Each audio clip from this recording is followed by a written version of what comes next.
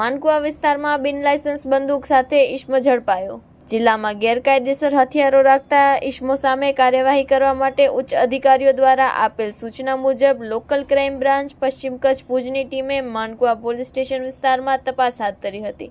Patrolling દરમિયાન એલસીબીના સ્ટાફને ખાનગી રાહે બાતમી મળી કે કાસમ ઉમર જત નામનો ઇસમ કાળિયોદ્રો જતા કાચા રસ્તા પર સીમ વિસ્તારમાં બાવળોની ઝાડીઓમાં શંકાસ્પદ હાલતમાં હાજર છે અને તેની પાસે બિનપરવાનગી હથિયાર છે।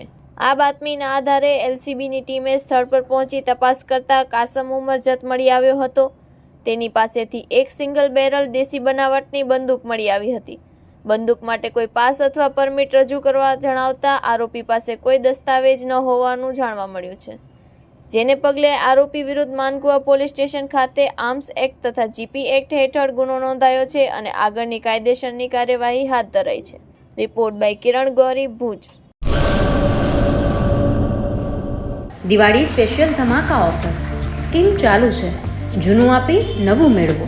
કચ્છ ભુજમાં જૂનું અને જાણીતું વિશ્વાસપાત્ર બ્રાન્ડેડ કંપનીઓના હોમ એપ્લાયન્સીસનો ભવ્ય શોરૂમ ધવલ એપ્લાયન્સીસ, અનમ રિંગ રોડ, ભુજ।